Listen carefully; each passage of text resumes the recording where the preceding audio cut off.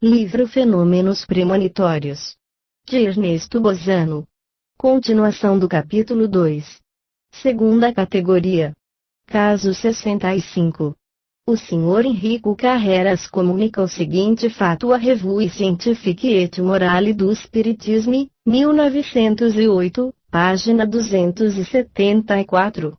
A senhora Caroline Mastropietro, de 34 anos, mulher do tipógrafo Teofili de Carolis, estava ocupada na manhã do dia 9 de outubro corrente, preparando o café para o seu marido, quando, por um maldito acaso, ela aproximou um fósforo da garrafa que continha álcool.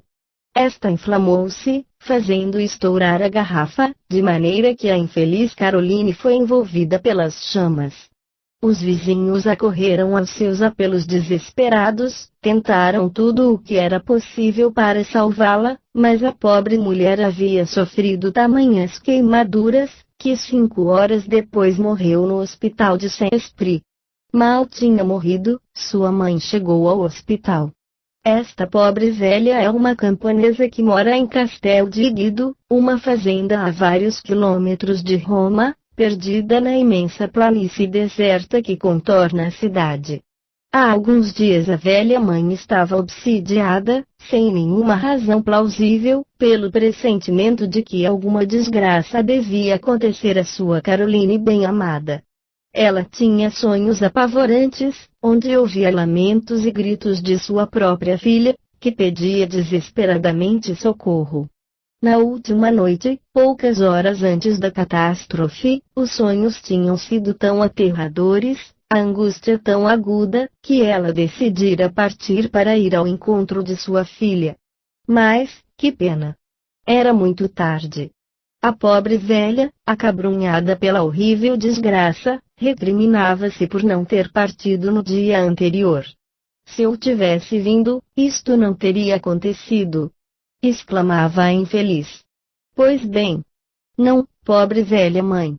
Penso, ao contrário, que tua chegada não teria mudado nada no destino, que já estava marcado no astral o fim da tua boa e querida filha. Que pena, o que somos!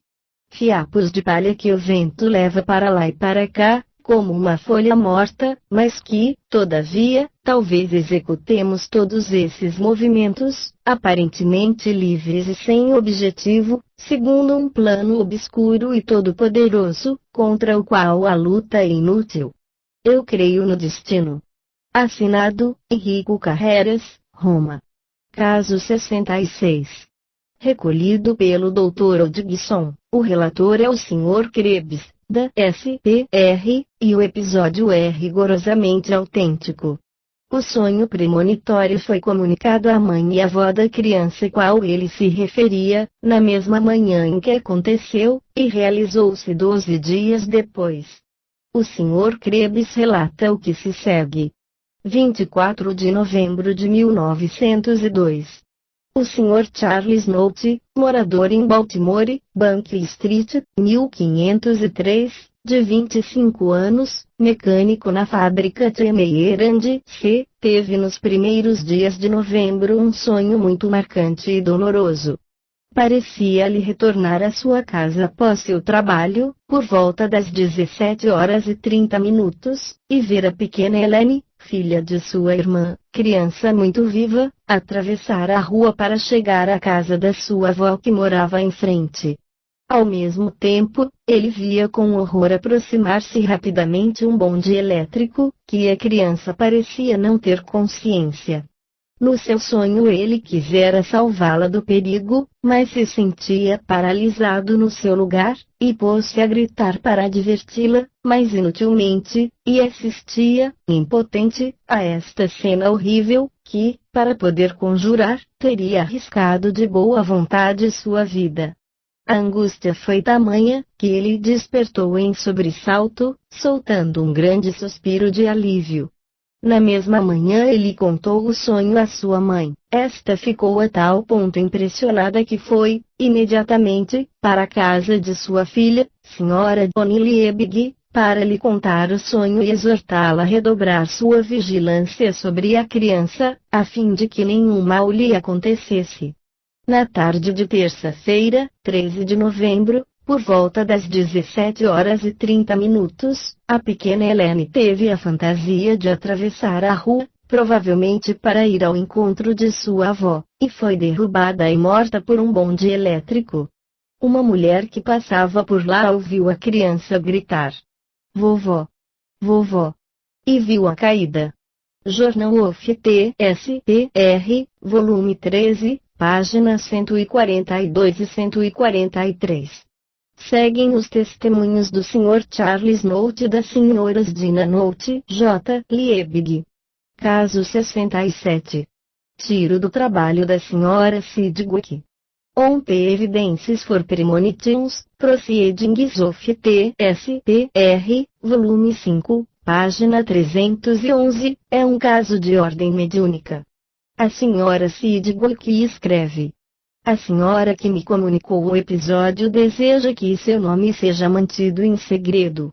Ela diz que quando se encontrava na América, uma das suas amigas espíritas conduziu a uma sessão mediúnica, a propósito da qual ela me dá estes detalhes. Embora eu tivesse chegado a Boston na véspera, o guia espiritual do médium declarou, imediatamente, que eu havia chegado através do oceano, e não somente evocou uma grande parte do meu passado, mas se estendeu em revelações sobre meu futuro. Num dado momento, ele afirmou que eu trazia comigo uma fotografia representando minha família inteira em grupo.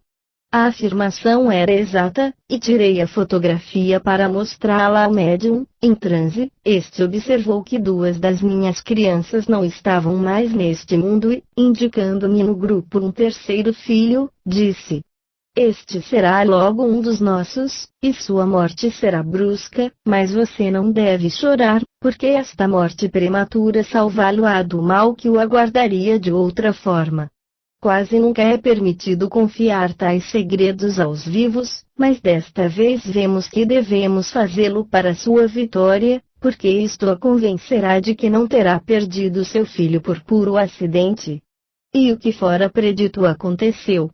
Encontrava-me de volta à minha casa há algumas semanas, quando participaram-me, numa manhã, a horrível notícia de que meu filho, de 17 anos, tinha sido morto no decorrer de uma partida de futebol. Este fato comporta os mesmos comentários que o caso de William Stead, caso 49, ou seja, a significação das frases "seu filho será logo um dos nossos", "sua morte será brusca", deve convencer-se de que não é por puro acidente e que você o terá perdido, demonstra de maneira evidente que a personalidade mediúnica estava não somente informada do seu fim iminente, mas também do gênero de morte que o esperava. Daí este raciocínio de que se a mesma personalidade tivesse disso prevenido a mãe, esta teria podido salvar a vida do seu filho, impedindo de ir à partida fatal de futebol. No caso de Stead, nós perguntávamos: por que o guia espiritual não o fez? Por que, podendo, não quis dizer uma palavra para salvar da morte uma pessoa? A resposta que nos dávamos a esta formidável questão é conforme ao que nos revela, espontaneamente, a personalidade mediúnica deste último episódio. 3 hipóteses apenas poderiam servir ao esclarecimento do caso: a espiritualista, a reencarnacionista, a fatalista. Os que pensam diferentemente, em consequência da sua propensão a tudo atribuir às faculdades de inferência subconscientes, terão de explicar com que objetivo as personalidades subconscientes se abstêm em circunstâncias semelhantes de revelar tudo o que sabem. Quem as impede de salvar uma pessoa da morte? A existência dessa forma de reticências nos fenômenos premonitórios, e elas são bem frequentes, equivale à demonstração incontestável da existência de um mundo espiritual. Aliás, só se pode censurar isto, embora pareça claramente, nos casos indicados, que as personalidades mediúnicas conhecem a natureza das mortes preditas. Esta última afirmação é ilícita, na ausência de declarações detalhadas a esse respeito. Esta objeção só pode se sustentar na condição de analisar os fatos singularmente, pois, coletivamente, eles fornecem a prova do contrário, sob a forma de uma questão a resolver.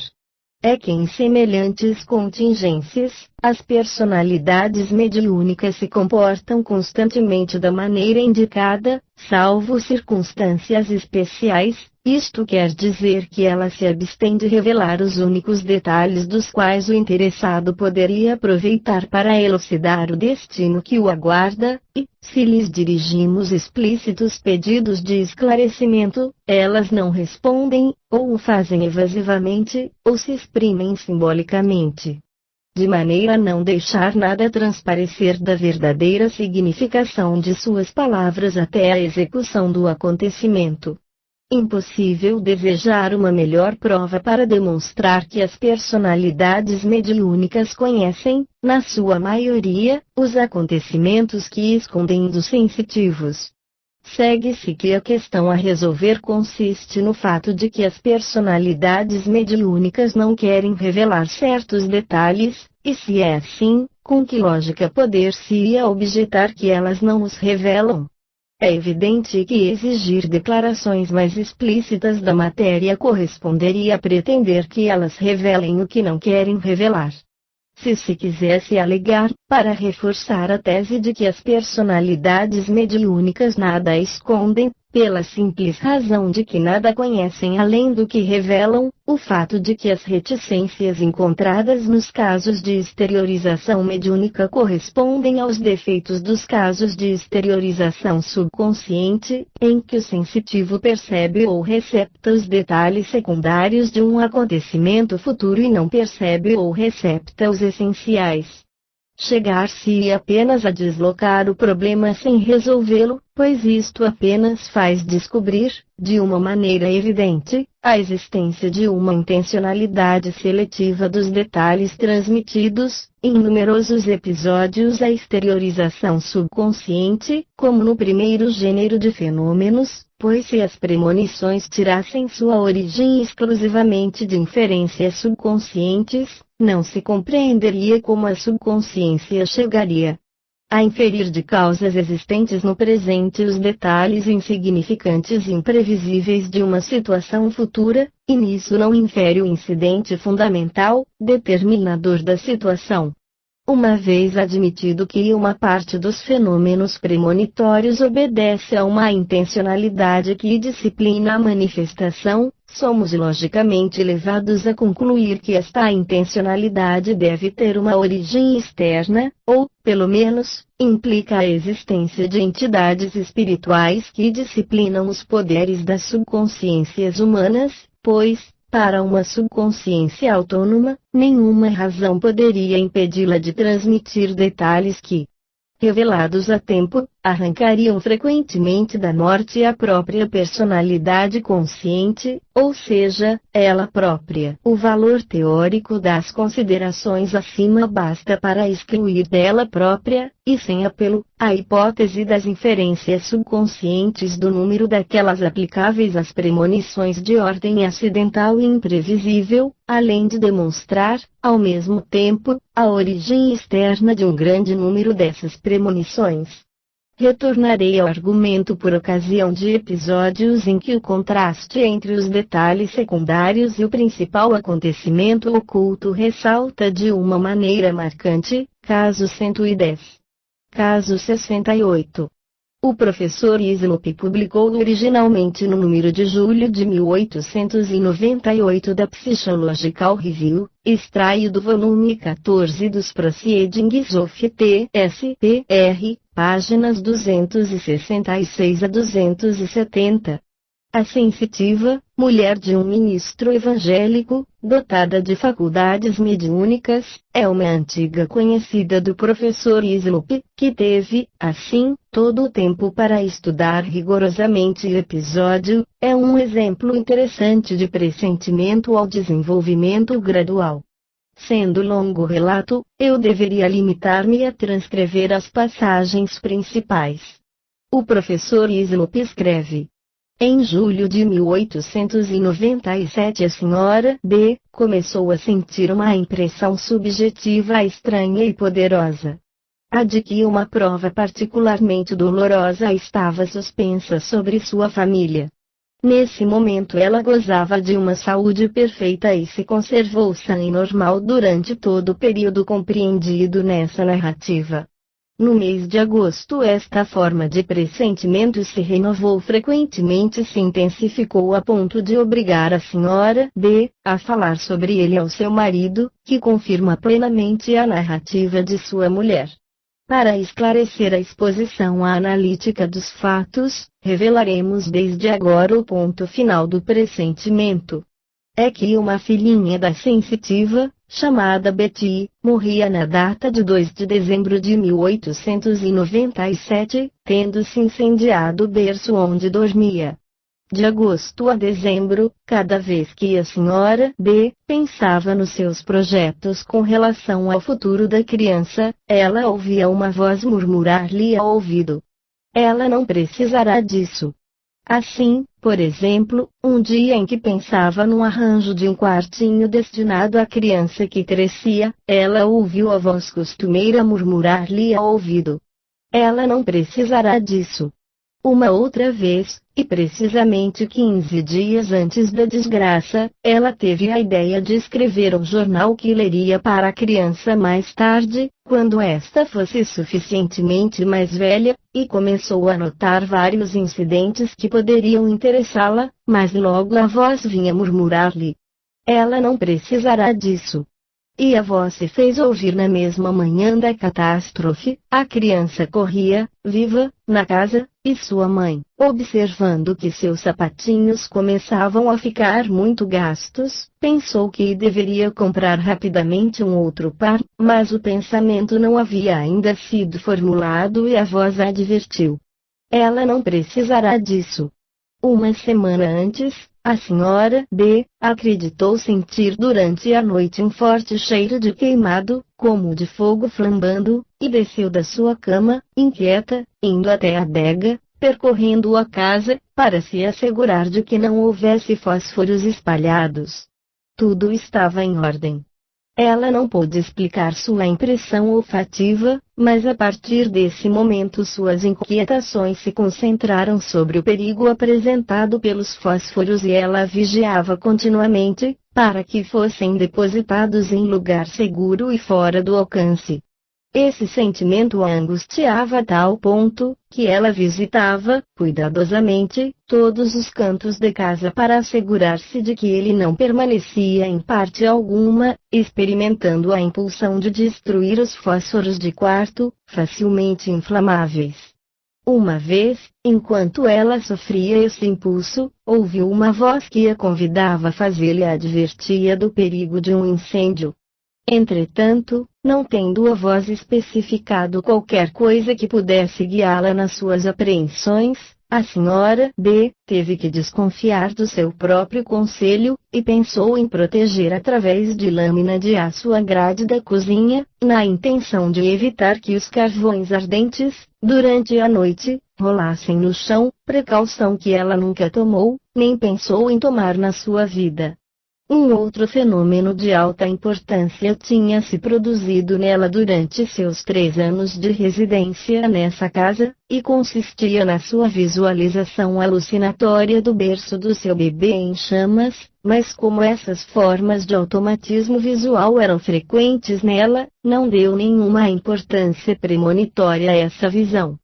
Mais ou menos 1 hora antes da catástrofe, seu impulso de destruir os fósforos do quarto tornou-se irresistível. A senhora B. foi à sua procura e dispunha-se a seguir seu impulso, quando o seu pensamento foi desviado pelo seu filho mais velho, nesse momento, fora da casa, e tivera a necessidade de retornar para acender o fogareiro a gás. Então, diz a si mesma, em voz alta: "Eu os destruirei quando ele tiver voltado." Depois, ela desceu à cozinha para os afazeres domésticos.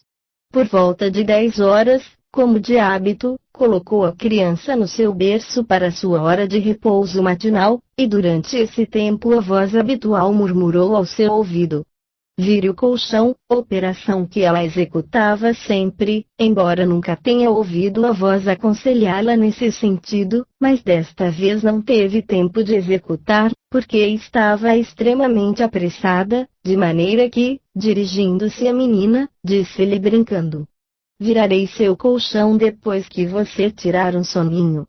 E ela desceu para se ocupar de tarefas urgentes. Logo, os gritos da criança lhe chegaram, ela correu prontamente, encontrou o berço e as cobertas em chamas, e sua filha tão terrivelmente queimada, que morreu 3 dias depois. A única suposição possível é que a criança tenha encontrado um fósforo perdido, provavelmente, dentro do próprio berço, ou sobre o cabideiro vizinho, que ela o tenha riscado e feito pegar fogo, espalhando fogo pelas roupas. Não existia nenhum fogo nesse andar da casa e a cozinha e a sala de jantar encontravam-se no andar térreo. Eis a parte essencial da narrativa do professor Hislop. Notar-se-á aí, sobretudo, o desenvolvimento progressivo do pressentimento, que começa por uma vaga impressão de prova dolorosa atingindo a família inteira, a qual se renova e se intensifica a ponto de induzir a sensitiva a contá-la ao seu marido. Depois sobrevém uma voz subjetiva que faz alusão, de uma maneira velada, à natureza da prova, ou seja, à morte da criança, que não terá mais necessidade de roupas, de arranjos no quarto, de sapatos, etc. Em seguida, chega uma primeira intimação obscura sobre a causa da morte, sob forma de impressão olfativa, pela qual a sensitiva sente um odor de queimado, sem causa aparente, impressão que se precisa pela visualização complementar de um berço em chamas. Depois do que, as ansiedades da sensitiva convergem de maneira obsedante sobre a ideia do perigo ligado aos fósforos, e um impulso irresistível a incita a destruir as mais perigosas, o que ela, todavia, não fez, tendo se desviado dessa ideia, por uma infeliz reflexão. Enfim, no momento da catástrofe, ela ouviu uma voz aconselhá-la a revirar o colchão, sobre o qual, provavelmente, estava fora do lugar um fósforo perdido, operação que ela nunca deixava de executar, mas que desta vez negligenciou, e resolução e negligência que sugerem, irresistivelmente, o pensamento de qualquer coisa de fatal no acontecimento. Além disso, notar-se-á que se a sensitiva teve a representação subjetiva de todos os elementos integrantes do quadro da catástrofe, foi de uma maneira bastante desconexa e confusa para que esta não possa concretizá-las numa percepção sintética reveladora de sua significação premonitória, pois, se a significação tivesse sido compreendida, ter-se-ia podido conjurar a catástrofe. Mas, talvez esta representação tão confusa tenha tido sua razão de ser. Quem sabe? Mas eis, então, um caso que demonstra de maneira evidente que a personalidade mediúnica ou subconsciente estava plenamente instruída do gênero de morte acidental que aguardava a criança, e nós nos encontramos de novo diante desta questão. Porque a personalidade mediúnica, ao invés de fazer vagamente alusão ao perigo de incêndio, ou aconselhar, também, vagamente, a revirar o colchão, não informou que sobre este colchão encontrava-se um fósforo, salvando assim a vida da pequena vítima? Pretender-se-ia, talvez, que as primeiras fases fossem telepaticamente transmissíveis do subconsciente ao consciente, que as vias telepáticas permanecessem inacessíveis à outra, a principal. Como ninguém quererá defender uma tese tão absurda, seremos forçados a concluir que não se trata, provavelmente, em casos semelhantes, de personalidades subconscientes, não tendo estas nenhum motivo de esconder o que sabem, quando, nos casos de que tratamos, elas poderiam arrancar da morte uma pessoa, mas de entidades espirituais, as quais, por razões imperscrutáveis, mas perfeitamente concebíveis, não seria permitido opor obstáculo ao cumprimento dos destinos humanos. Caso 69. Extraído do volume 11, páginas 509 a 513, dos Proceedings of TSPR, me citam no seu trabalho intitulado T Subliminal Self. É um caso coletivo, interessante e complexo, que foi recolhido e estudado pelo professor William James e Dr. Hodgson. O Sr. T.F.V. escreve nestes termos ao professor William James. Forney, Texas, 1º de janeiro de 1894. Experimento uma grande dificuldade em vos exprimir em palavras a indefinível impressão premonitória experimentada por mim. E, primeiramente, declaro que estou e sempre estive bem de saúde, e que não sou absolutamente inclinado à superstição, nunca estive sujeito a alucinações e nunca me interessei por manifestações análogas à minha. Há 3 anos meu filho, de 18 anos, deixou a família e estabeleceu-se numa província limítrofe, por exigências de emprego. Isso aconteceu com meu pleno consentimento, e o tempo indicado passou sem que eu me preocupasse com ele da menor maneira. Todavia, no decorrer do último verão, comecei a me sentir inquieto com relação a ele, e isto de uma maneira absolutamente indefinível. Não se poderia dizer que eu estava ansioso, eu estava unicamente preocupado com ele, sem nenhuma razão, e a impressão era tão profunda que me levou a escrever-lhe inúmeras vezes, de maneira que escrevi-lhe mais cartas em 2 meses do que tinha feito em 3 anos. Lá pelos primeiros dias de novembro ele veio nos encontrar. Quando foi embora, esse sentimento inexprimível de preocupação cresceu consideravelmente. Parecia-me que toda a luz tinha se apagado para sempre da minha vida, que para minha existência não tinha mais nenhum objetivo, e eu o declarava aos meus amigos.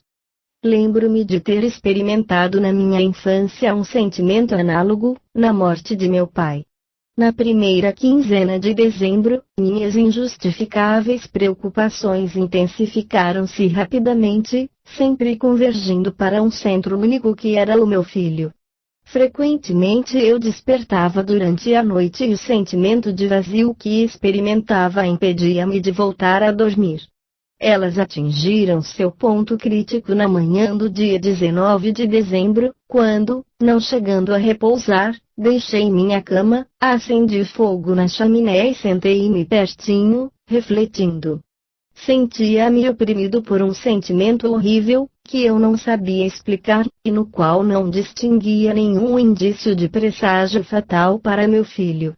Por volta das 7 horas minha mulher acordou, dizendo-se sentir fortemente impressionada por um sonho que teve. Parece-me, dizia, que eu te via num meio estranho, cercado de pessoas completamente desconhecidas por mim. Eram os membros de uma família numerosa, dentre os quais notei uma moça adulta e várias crianças preparando-se para ir à escola. Chegara a esse lugar de carro e aí te encontrara. Tu parecias ter relações íntimas com esta família. Tanto mais que a moça que notei sentada sobre teus joelhos, envolvendo-te em seus braços, beijava-te com ternura. Espantava-me e esforçava-me para me recordar onde podias tê-los conhecido, quando te vi subitamente empalidecer, inclinar a cabeça e morrer. Foi então que acordei. A esta narrativa, respondi que não desejaria a realização desse sonho, de tão infeliz que me sentia com a minha obsedante preocupação a propósito de Walter. Terminado o almoço, disse a minha filha para escrever-lhe chamando-o, imediatamente, para perto de nós, e recomendei-lhe colocar logo a carta no correio, para que ela pudesse partir na primeira leva. Ao meio-dia recebi um telegrama anunciando-me uma queda grave de meu filho, em consequência da qual ele perdera o sentido. Para chegar mais cedo, parti num trem de mercadorias, deixando minha mulher e minha filha juntarem-se a mim através de um trem comum. E chamarei atenção aqui para uma coincidência notável nesse doloroso conjunto de acontecimentos. É que, em consequência de um mal-entendido, elas perderam o trem, e conforme o sonho, tiveram que alugar uma carruagem. trocando de cavalos a cada parada. Elas juntaram-se a mim por volta das 23 horas. O acidente do meu filho tinha se produzido no domingo precedente, 17 de dezembro, por volta de 11 horas e 30 minutos. Ele voltava de carruagem da igreja em companhia de 2 amigos, quando o cavalo se empinou e começou uma corrida desenfreada através dos campos. Foi o motivo para que um galho de árvore golpeasse meu filho na cabeça, determinando uma comoção cerebral, em consequência da qual ele ficou quase privado para sempre dos sentidos até a morte, que sobreveio a 1 hora da manhã, na terça-feira, 19 de dezembro. A catástrofe tinha se produzido na vizinhança da residência de um fazendeiro cuja filha mais velha era objeto de frequentes visitas de Walter. Transportaram-no, portanto, a esta casa, residência de seus melhores amigos. O bravo fazendeiro era pai de uma numerosa família e todos eram profundamente afeiçoados ao meu filho, a ponto de podermos dizer que não sofrêramos mais do que eles da irreparável perda. Quando minha mulher entrou no quarto onde jazia nosso filho, a moça da qual falei estava sentada à sua cabeceira e chorava desesperadamente. Minha mulher lançou os olhos em torno dela e, aproximando-se de mim, disse baixinho: "Eis o meu sonho, são o mesmo quarto que eu vi e a família que o cercava." Com efeito, essas pessoas corajosas eram tais como ela me as havia descrito. Muito simples, mas uma excelente família provinciana. Acrescente-se a isto que a corrida de carruagem através da região foi conforme ao sonho até na paisagem e que os arredores de sua fazenda eram idênticos. Devo notar, finalmente, que o sentimento de inquietação que me oprimia há tanto tempo dissipou-se completamente após a desgraça. Naturalmente, esse golpe terrível deixou-me profundamente abatido, porém esse sentimento está completamente mudado. Assinado, Sr. T. F. V. A mulher do signatário escreve, a seu turno, na data de 14 de fevereiro de 1894. Desde que coloquei o pé nesta casa, o sonho voltou ao espírito, pois tudo estava conforme ao que eu tinha visto, compreendido aí o aspecto da fazenda e dos seus arredores. Da mesma forma, para com a atitude das pessoas, seus costumes particulares, a pobreza interior e até a negligência interior com a qual a casa se mantinha. Da mesma forma para com as crianças, que se preparavam para partir para a escola, e a moça chorando à cabeceira do nosso filho, que eram a reprodução exata do que eu tinha visto de manhã. Seu desespero era tal, que se diria tratar-se de seu próprio filho. Soubemos, em seguida, que ele era íntimo da casa, que passava com eles a maior parte do seu tempo, que todas as crianças amavam como um irmão e que a filha mais velha o amava mais do que um irmão. Tudo no meu sonho se fez verídico, exceção feita pela substituição curiosa de meu marido pelo meu filho. Mears comenta: esta última inexatidão, a substituição, no sonho, do pai pelo filho, tira bem pouca coisa, a meu ver, do fato da relação indubitável entre a cena real e a sonhada. Este caso parece contradizer a hipótese segundo a qual o pai teria percebido por antecipação o acidente do qual seu filho devia ser vítima, por efeito da visão transcendental. Ele faz pensar muito mais na intervenção de uma inteligência que, plenamente instruída sobre a proximidade da catástrofe, e desejosa de informá-la ao meu pai, não chegou a impressioná-lo de uma maneira eficaz até o momento em que o acontecimento ia se cumprir, e que chegaria ao mesmo tempo a informar a mãe de uma maneira diferente, apesar de que interferências subconscientes tenham engendrado uma certa confusão simbólica. Caso 70. Foi comunicado aos Anales de Ciências Psíquicas, 1911, página 48, por Frederic Passy e tirado do jornal Quaker Etienne de Grelet, 1812, que conta o que se segue. A condessa Toltskov nos conta a interessante circunstância que a levará à convicção de que o Espírito de Deus exerce uma influência misteriosa no coração do homem. A impressão que ela experimentou é tamanha que não pôde duvidar de que fosse obra de Deus. Mais ou menos 3 meses antes da entrada dos franceses na Rússia, o general, seu marido, estava com ela nas suas propriedades perto de Toula. Ela sonhou que, estando no hotel, numa cidade desconhecida, seu pai havia entrado, segurando o seu filho único pela mão, e havia-lhe dito tristemente: "Tua felicidade terminou, teu marido tombou em Borodino." Ela despertou numa grande perturbação, mas vendo seu marido ao seu lado, reconheceu que era um sonho e tentou dormir de novo. O mesmo sonho se renovou e foi seguido de tanta tristeza, que ela ficou muito tempo sem poder reerguer-se. O sonho voltou uma terceira vez. Ela experimentou, então, uma tristeza tão grande que acordou seu marido e lhe perguntou: "Onde fica Borodino?" Ele não sabia. Ambos procuraram em seguida, com seu pai, esse nome no mapa do país, sem poder encontrá-lo. Era, então, um lugar bem obscuro, mas tornou-se famoso pela sangrenta batalha travada em suas redondezas. Todavia a impressão que a condessa experimentou era profunda e sua inquietação bem grande. Então, o teatro da guerra estava afastado, mas logo se aproximou. Antes que os exércitos franceses fossem para Moscou, o general Toltskov foi colocado à frente da força de reserva. Uma manhã, o pai da condessa, segurando seu filhinho pela mão, entrou no quarto do hotel em que ela morava. Estava triste, como ela tinha visto no seu sonho, e disse: ele tombou em Borodino."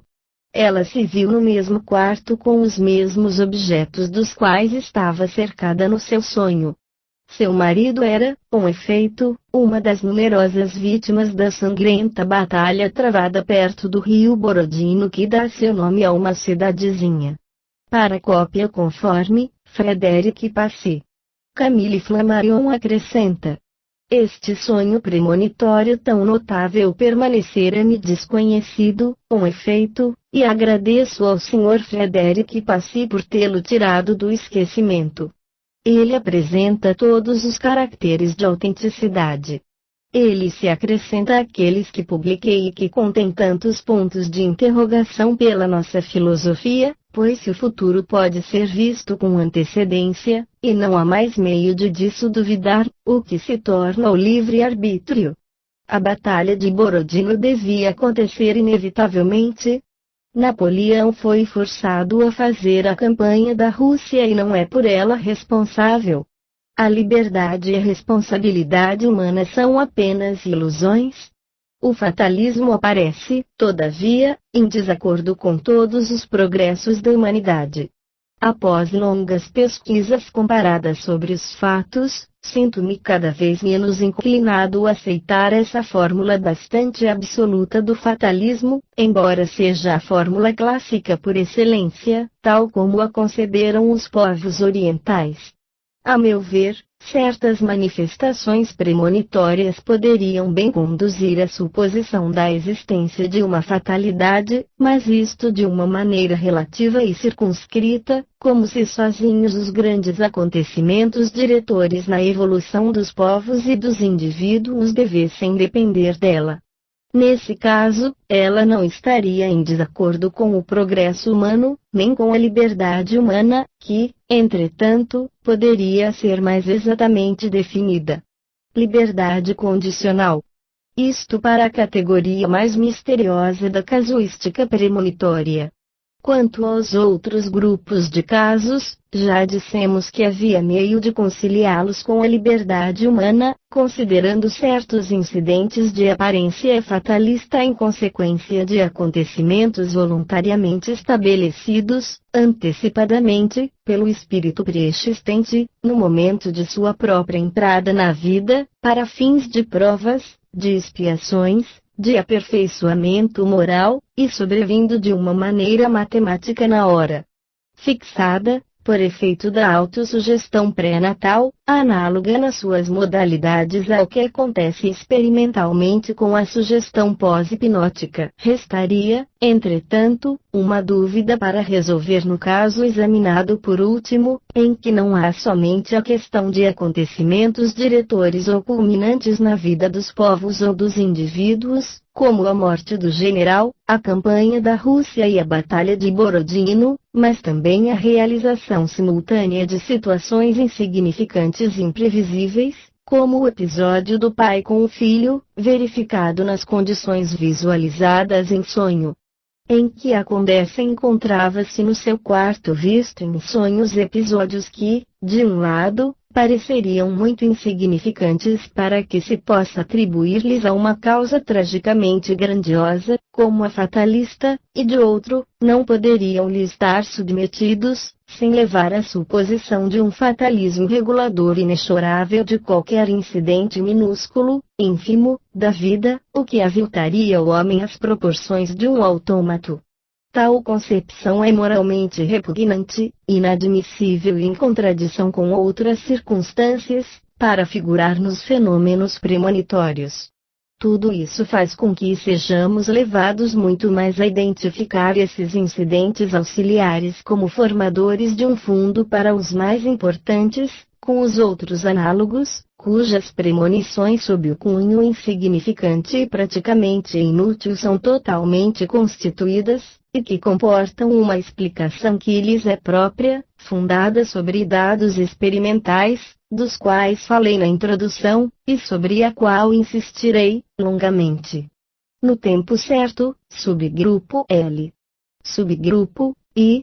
Premonições da morte de terceiros a longo prazo, e em que a morte se deve a causas acidentais, casos 71 a 77. Caso 71. Abstive-me até aqui de citar episódios premonitórios que se prendem aos povos selvagens, embora as narrativas dos viajantes antigos e modernos contenham um grande número, e abstive-me porque os episódios estavam quase sempre expostos de maneira bastante incidental e resumida, para revestir uma importância cientificamente aceitável. Todavia, como a existência da clarividência no futuro entre os selvagens tem uma importância notável, decido-me a relatar dela um exemplo mais detalhado e que merece uma confiança plena, já que nos é transmitida pelo célebre explorador e missionário Dr. David Livingstone. Na sua obra Missionary Travels, página 86, ele conta. O aventureiro Sebituan, impulsionado pela tribo dos Matabeus a procurar pela sua escolha novas regiões onde poderia residir com esta mesma tribo, pensava em descer o rio Zambeze até tomar contato com os brancos. Entretanto, Tlapan, o feiticeiro, que se relacionava com as divindades tutelares da tribo, indicou, ao contrário, o ocidente, virando o seu rosto desse lado. Tlapan, quando queria profetizar, preparava-se para isso subtraindo-se da visão de todos até a lua cheia. Escondia-se provavelmente em alguma caverna, onde caía, sem dúvida, num sono mesmérico ou hipnótico, e de onde saía maduro para a profecia.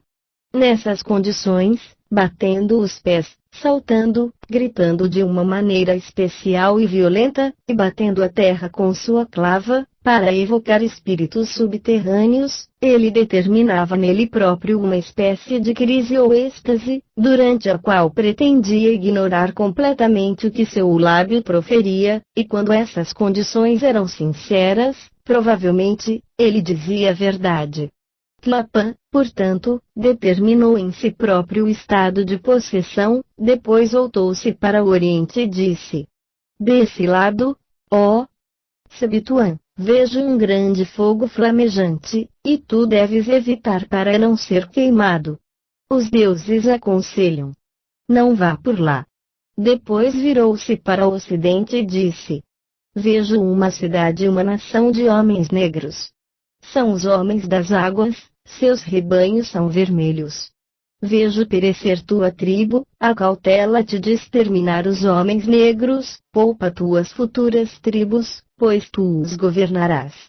Até aqui, bons conselhos, e não outra coisa.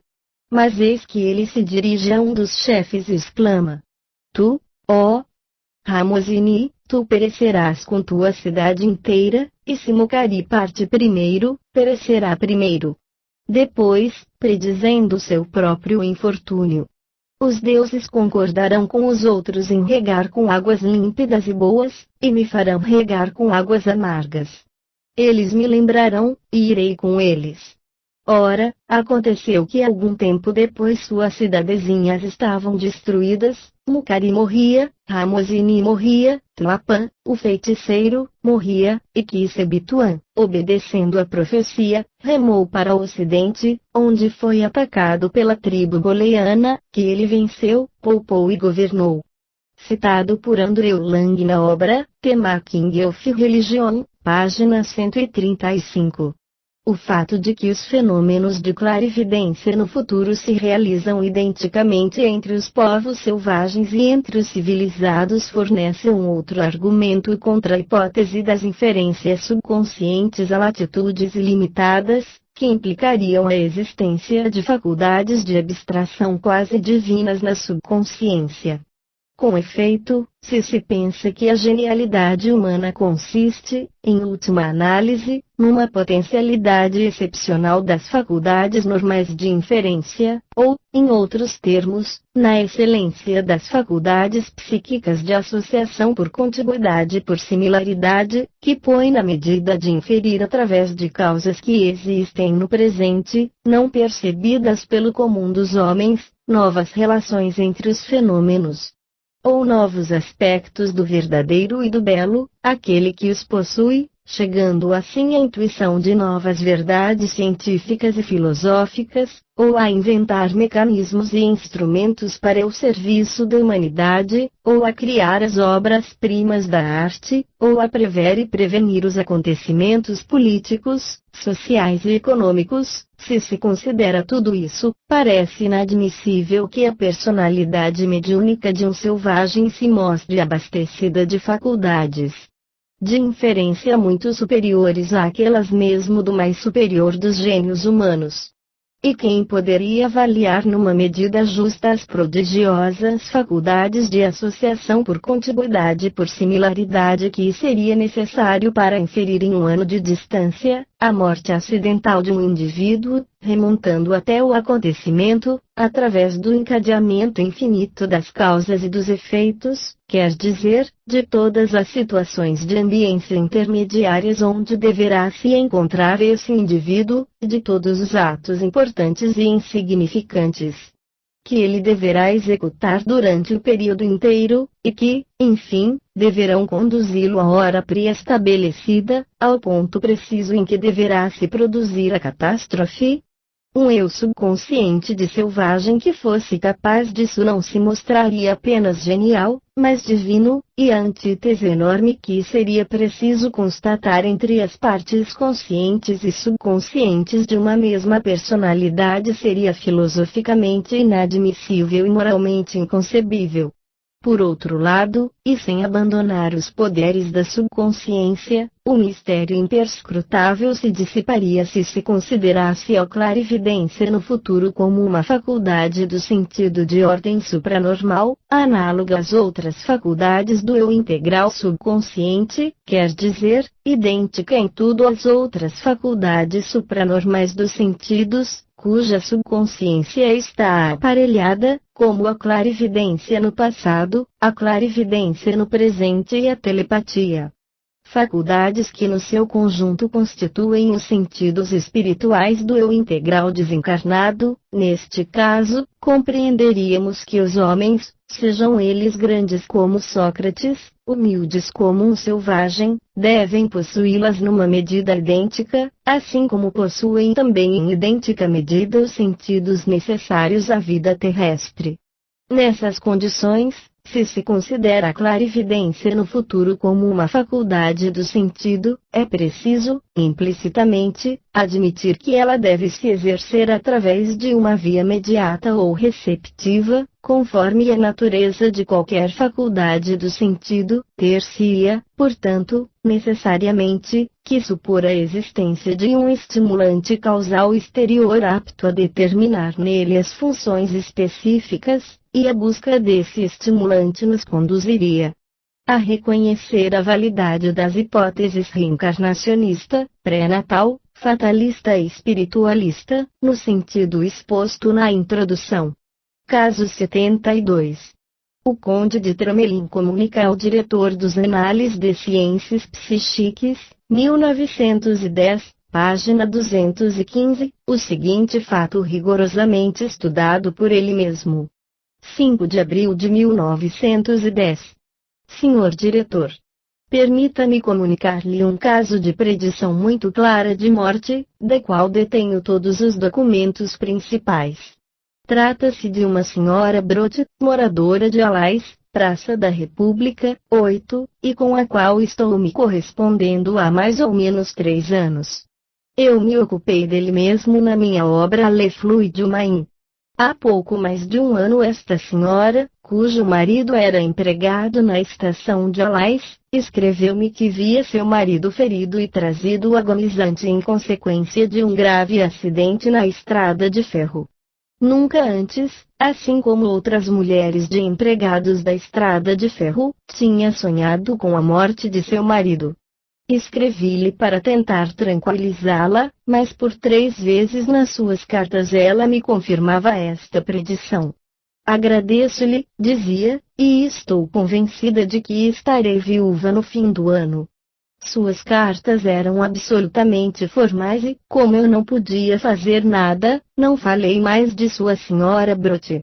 Ora, no início deste ano recebi dela carta de participação da morte de seu marido, falecido no dia 10 de dezembro de 1909. Escrevi-lhe logo para lhe dirigir minhas condolências, e nesta carta eu terminava assim. Seu marido morreu efetivamente como me anunciou, no final do ano, 10 de dezembro de 1909. Não esqueci da sua predição renovada por 3 meses, que estaria viúva no final do ano, mas em consequência de um grave acidente na estrada de ferro causando a morte de seu marido. Qualquer que fosse a causa, era portanto fatal, já que seu marido morreu apesar de tudo, mas haveria indiscrição de minha parte em perguntar de que doença seu marido morreu.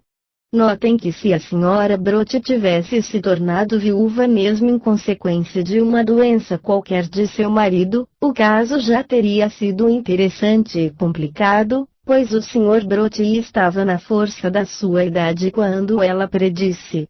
Daqui a 1 ano estarei viúva, mas daí acrescentar os detalhes de sua morte por acidente na estrada de ferro, isto se torna espantoso. Recebi pouco depois um recorte do jornal, relatando todos os detalhes do acidente grave acontecido com seu marido, cuja cabeça ficou presa entre o vagonete que ele manejava, carregado de trilhos, com 2 de seus colegas, e um outro vagão carregado de areia, que, seguindo a inclinação, viera chocar-se com eles.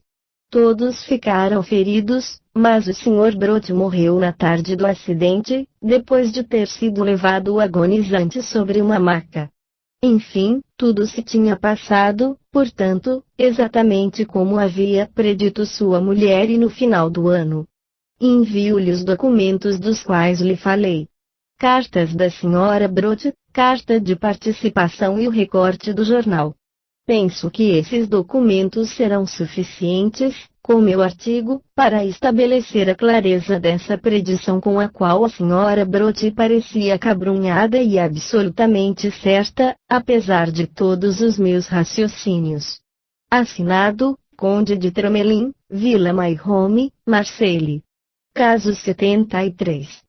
Foi comunicado pelo professor Richet ao Dr. Maxwell, que o publicou na edição inglesa de sua obra Les Phénomènes Psychiques, páginas 231 a 234.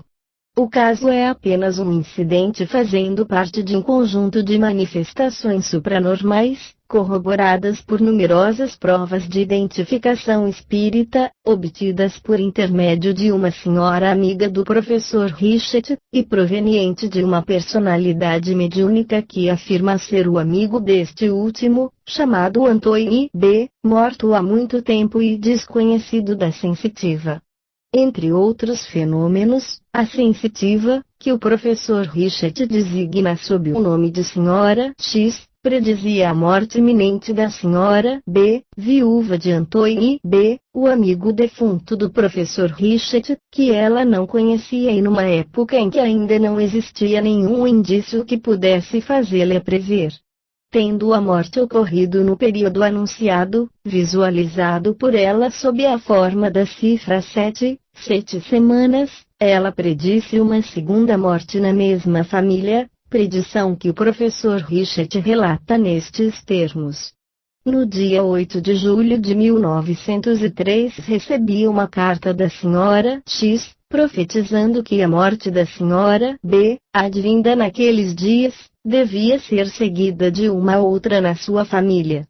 Depois ela acrescentava: alguém me diz que um dos seus filhos deverá morrer antes que se passem 2 anos. Suponho que deve se tratar de Jacques B., mas isto não me foi dito. Ora, aconteceu que na noite do dia 23 para 24 de dezembro de 1904, por volta de 23 horas, Louis B. e Olivier L., ambos filhos da senhora B., que, tendo se casado de novo, tornara-se a senhora L., foram vítimas de uma grave catástrofe da estrada de ferro. O primeiro salvou-se por milagre e o segundo foi morto imediatamente. Assim se realizava, 18 meses depois, esta segunda profecia. No primeiro caso, a morte sobreviera por uma causa natural, no segundo, por uma causa acidental. Deve-se notar a circunstância de que a sensitiva, querendo completar com suas próprias induções o conteúdo da premonição, caiu no erro, enquanto que a voz premonitória, nos limites daquilo que ela havia anunciado, foi inteiramente correta.